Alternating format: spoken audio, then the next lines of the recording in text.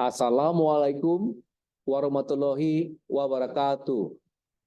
Salam sejahtera bagi kita semua. Om Swastiastu, Nama Budaya, salam kebajikan.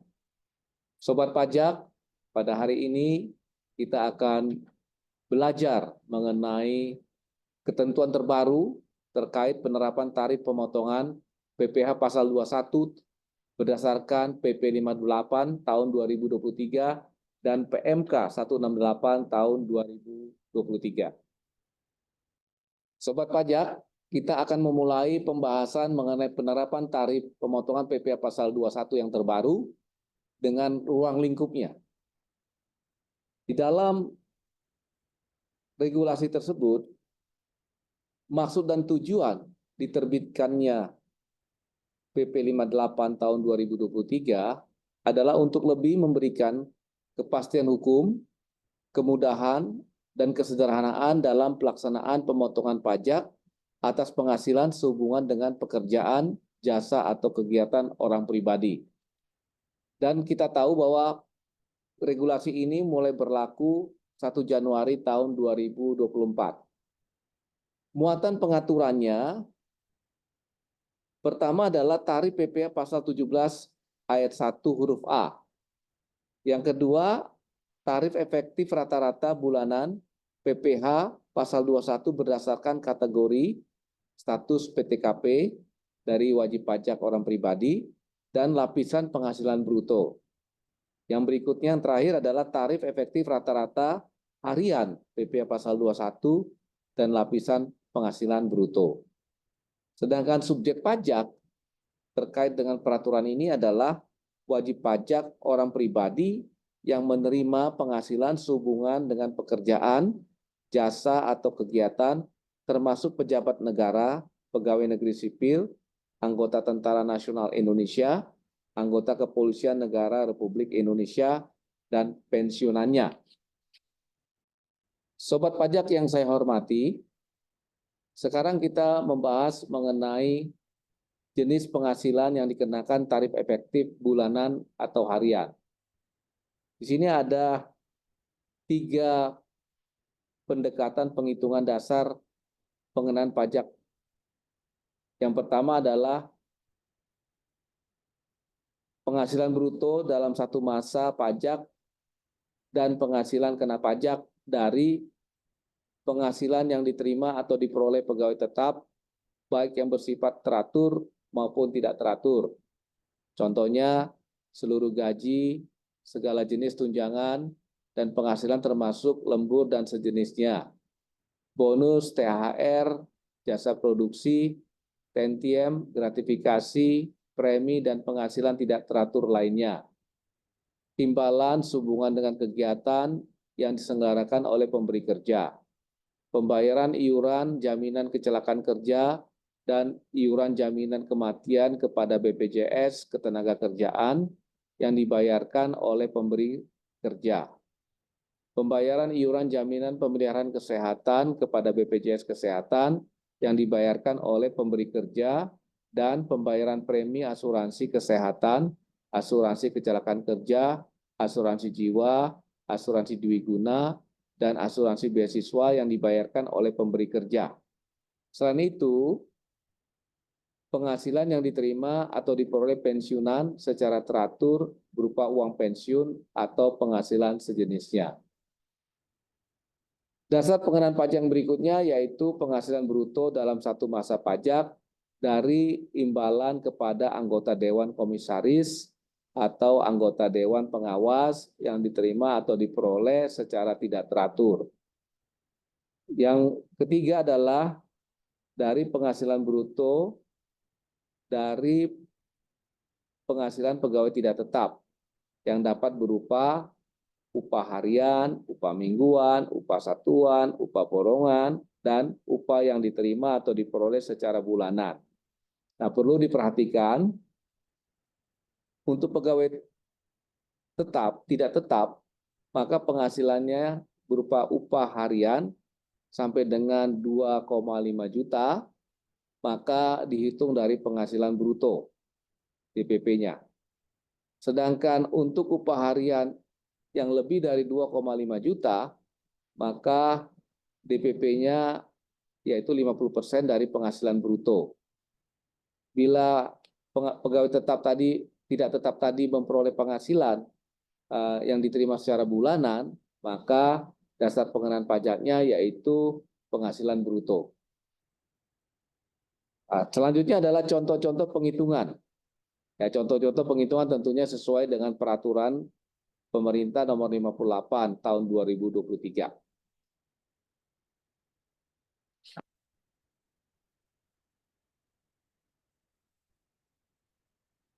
Sobat pajak yang saya hormati, selanjutnya kita akan bicara mengenai tarif pemotongan PPh pasal 21 atas penghasilan sehubungan dengan pekerjaan, jasa, atau kegiatan wajib pajak orang pribadi. Ya,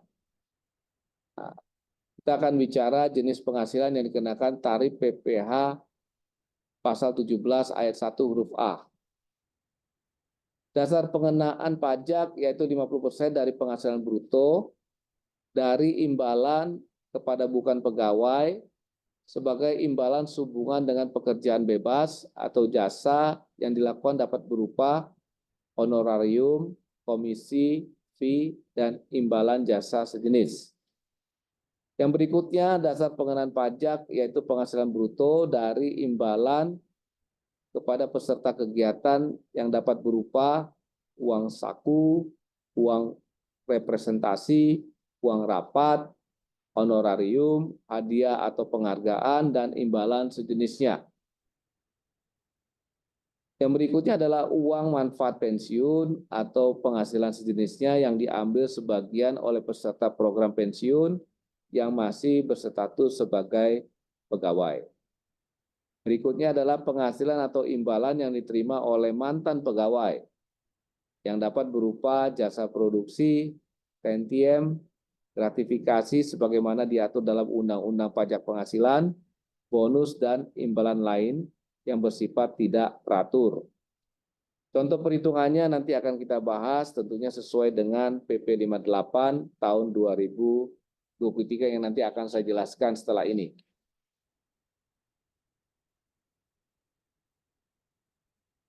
Sobat pajak yang saya hormati, sekarang kita akan melihat tabel tarif pasal 17 ayat 1 huruf A, wajib pajak orang pribadi dalam negeri.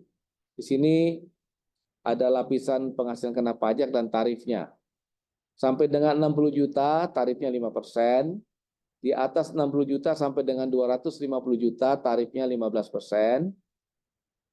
Di atas 250 juta sampai dengan 500 juta, tarifnya 25%. Di atas 500 juta sampai dengan 5 miliar, tarifnya 30%. Di atas 5 miliar, tarifnya 35%.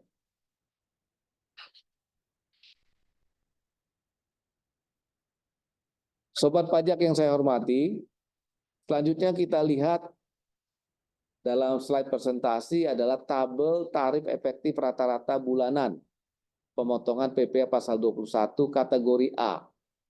Ya. Jadi kategori A ini nanti ada kategori B dan seterusnya. Ini berdasarkan status PTKP dari wajib pajak orang pribadi yang bersangkutan. Nah, status PTKP dari orang pribadi itu ditentukan di awal tahun pajak. Ya, katakan tahun pajak 2024, yaitu di awal, yaitu 1 Januari tahun 2024. Bagaimana status dari wajib pajak yang bersangkutan? Nah, kategori A itu untuk status TK 0 tidak kawin, tidak punya tanggungan. TK 1 tidak kawin, punya 1 tanggungan.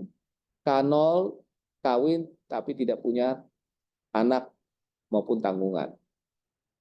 Nah, di sini di kategori A ini ada 44 lapisan penghasilan bruto. Ada 44 layer. Ya, mulai dari 0% untuk lapisan penghasilan bruto atau income bracket sampai dengan 5,4 juta, tarifnya 0%. Kalau misalnya di atas 5,4 juta sampai dengan 5.650.000, tarif efektif rata-ratanya 0,25%.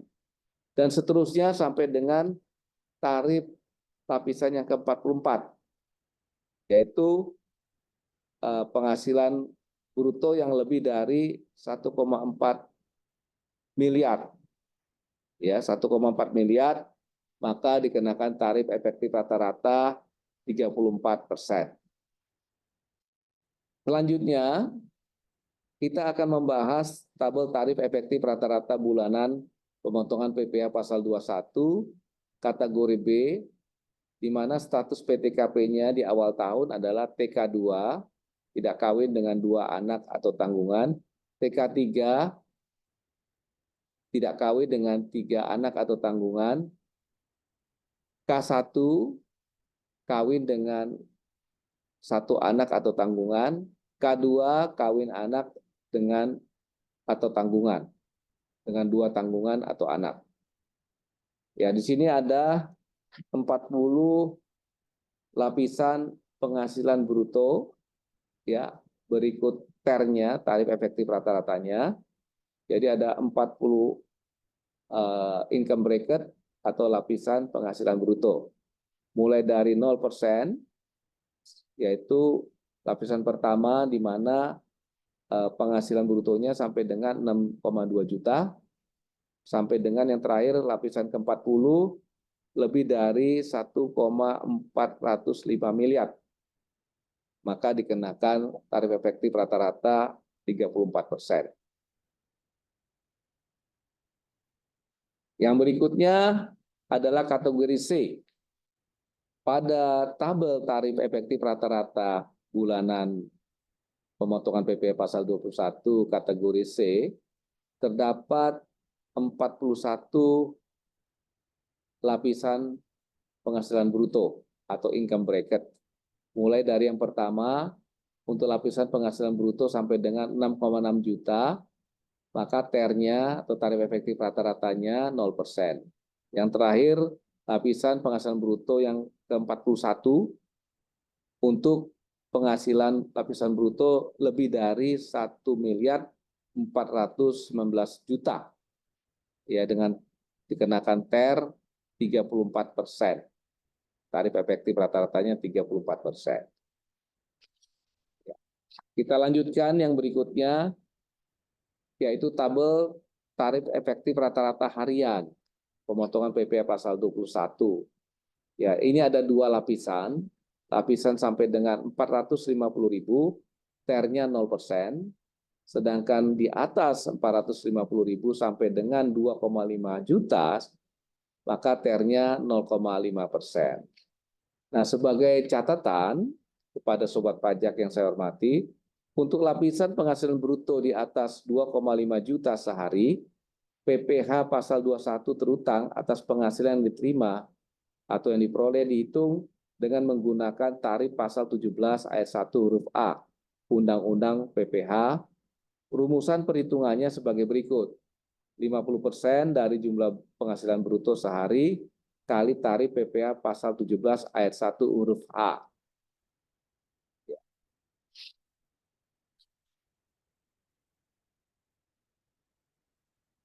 Selanjutnya kita akan mencoba latihan soal ya untuk memahami lebih lanjut apa yang sudah saya jelaskan tadi.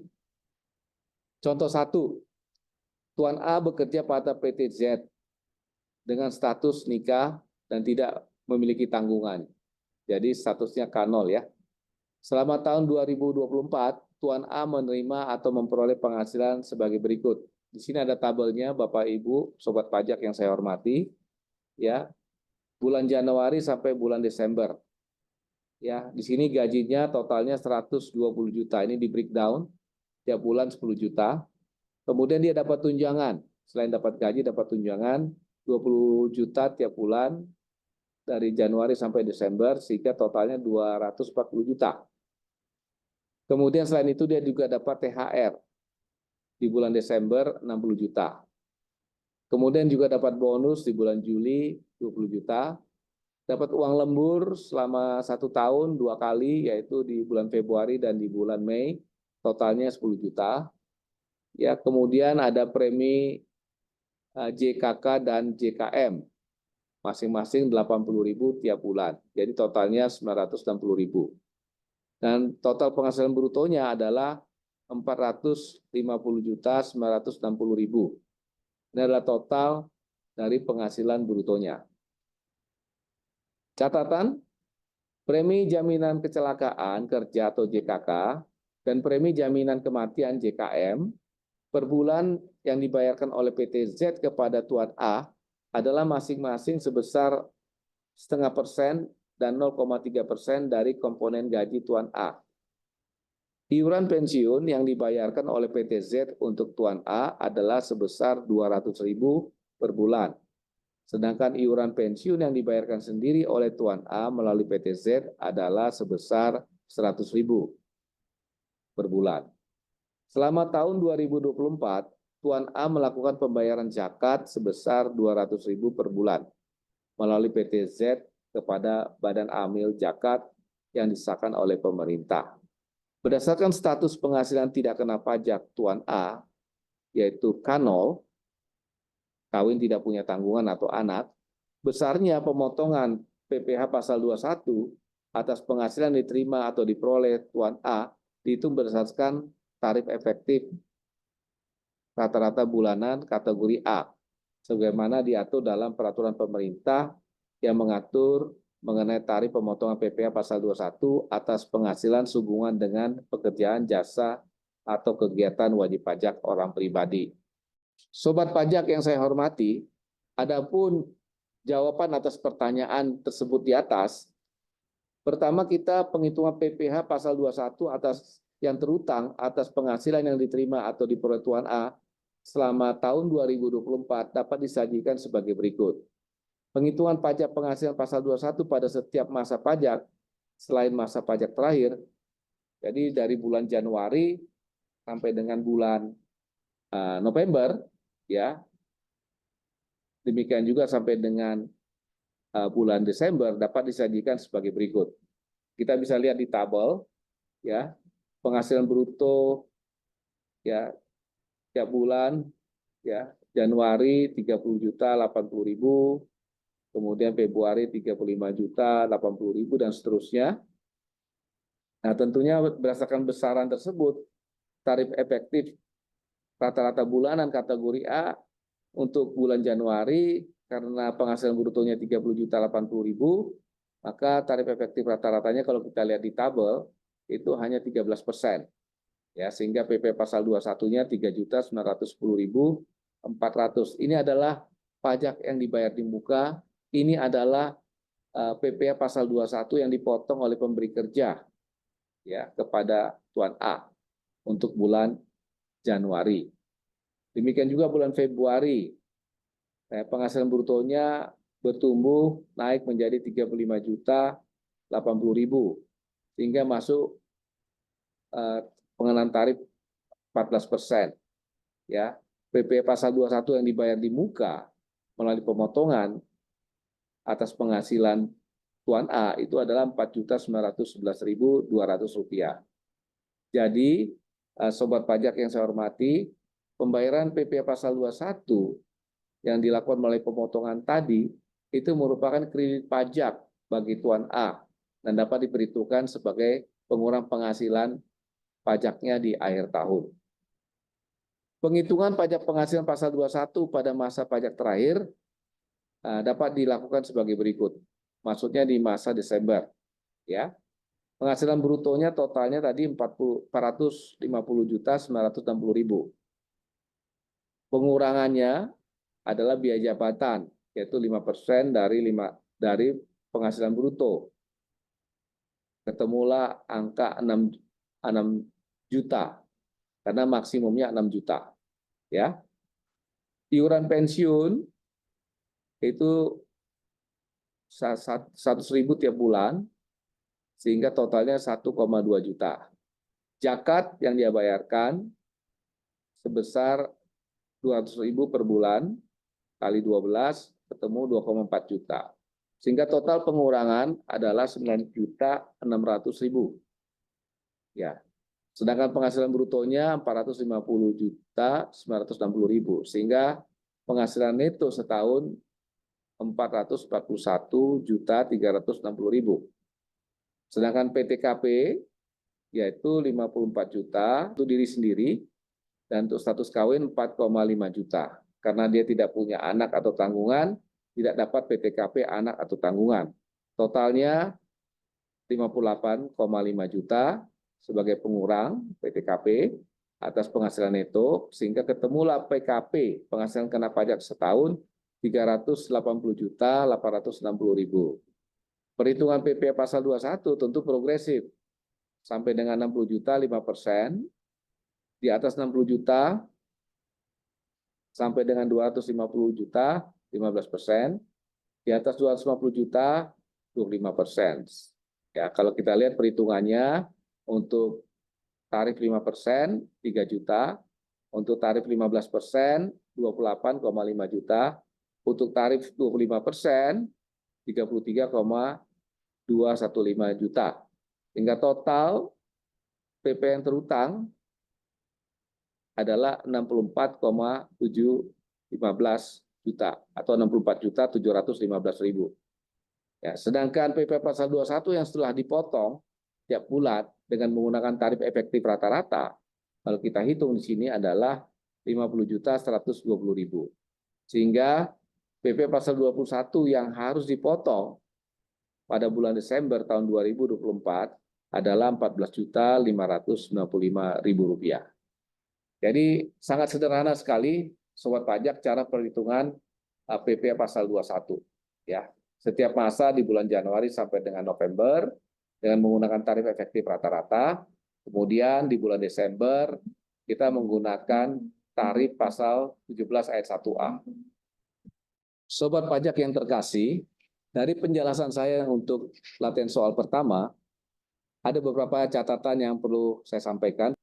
Yang pertama, pada masa pajak terakhir, yaitu bulan Desember tahun 2024, PTZ harus memotong pajak penghasilan pasal 21 Tuan A sebesar Rp14.595.000 dan memberikan bukti pemotongan PPh pasal 21 untuk tahun pajak 2024 kepada Tuan A paling lambat akhir bulan berikutnya setelah masa pajak terakhir, yaitu akhir bulan Januari tahun 2025.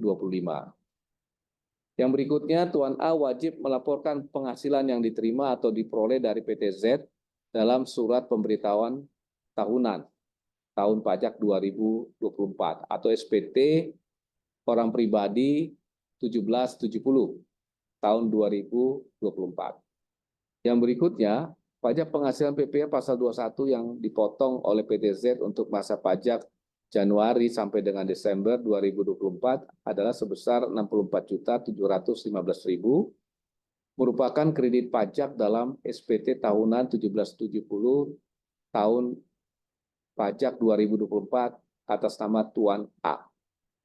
Ini terkait dengan latihan soal yang pertama. Sekarang kita lanjutkan ke latihan soal yang kedua.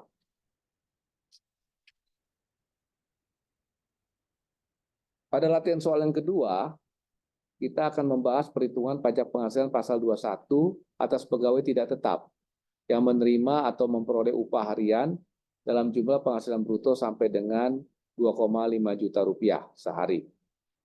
Kita ambil contoh Tuan K bekerja di PTP pada bulan Januari tahun 2024. Tuan K melakukan pekerjaan perakitan jam tangan selama 20 hari dan menerima atau memperoleh penghasilan yang dibayarkan secara harian sebesar Rp500.000 per hari.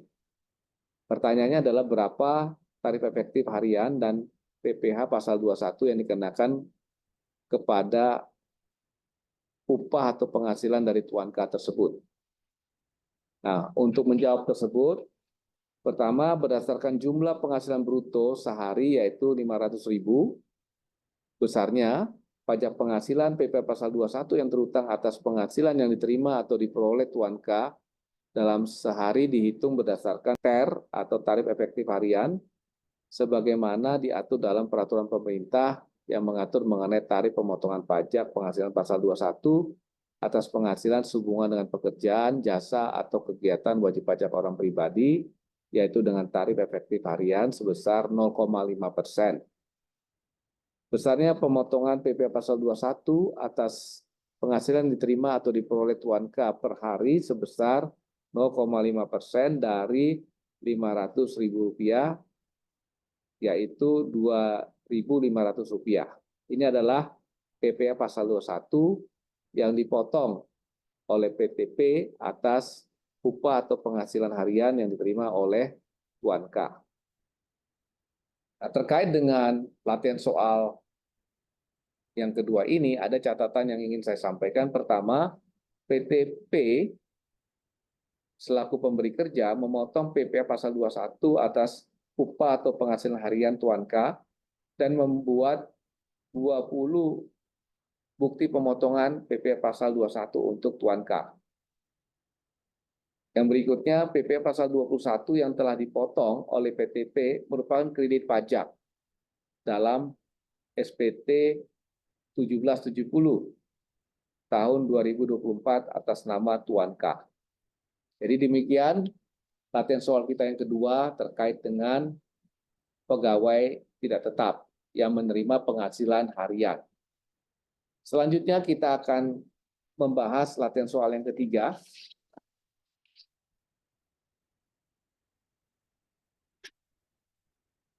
Latihan soal yang ketiga ini mengenai penghitungan PPh pasal 21 atas jasa dokter yang melakukan praktek di rumah sakit atau di klinik. Tuan R merupakan dokter spesialis anak yang melakukan praktek di rumah sakit ABC dengan perjanjian bahwa atas setiap jasa dokter yang dibayarkan oleh pasien akan dipotong 20% oleh pihak rumah sakit sebagai bagian penghasilan rumah sakit dan sisanya sebesar 80% dari jasa dokter tersebut akan dibayarkan kepada Tuan R pada setiap akhir bulan. Selama tahun 2024, jasa dokter yang dibayarkan oleh pasien dari praktek Tuan R di rumah sakit dapat disajikan di tabel berikut ini. Jadi, sobat pajak yang terkasih, di sini berisikan mengenai jasa dokter yang diterima oleh Dr. R dari pasien dari bulan Januari sampai dengan bulan Desember. Kita perhatikan di situ, Januari 45 juta, Februari 49 juta, dan seterusnya sampai dengan Desember 40 juta, yang kalau ditotal jumlah penghasilan yang diterima oleh Dr. R dari jasa dokter praktek di rumah sakit ABC yang diterima dari pasien, itu totalnya 524 juta rupiah. Nah, sekarang pertanyaannya adalah bagaimana perhitungan PPh pasal 21-nya? Sobat pajak yang saya hormati, perhitungan pemotongan PPh pasal 21 atas penghasilan diterima oleh Tuan R dari praktek di rumah sakit ABC sebagai berikut. Kita bisa lihat di tabel ini, sobat pajak. Di bulan Januari, ya, jasa dokter yang dibayarkan, yang diterima itu 45 juta. Dasar pengenaan pajak pasal 21 dikali 50%. Jadi 22,5 juta.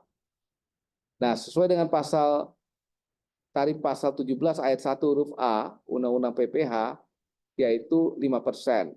Sehingga PPh pasal 21 yang terutang adalah 22,5 juta dikali 5%, yaitu 1.125.000. Ini adalah perhitungan PPh pasal 21 di bulan Januari. Nah, kita coba lihat di bulan Februari. Jasa dokter yang diterima dari pasien itu 49 juta. Ya. Sedangkan DPP PPh pasal 21 atau dasar pemotongan PPh pasal 21 itu 50%-nya, yaitu 24.500.000. 50% dari 49 juta. Nah, karena penghasilan dasar pengenaan pajaknya adalah 24,5 juta, ini masuk ke lapisan pertama, yaitu 5%. Masih ingat ya, di pasal 17, tarif pasal 17, huruf 1A, pasal ayat 1A, ya, itu 5%. Ya, jadi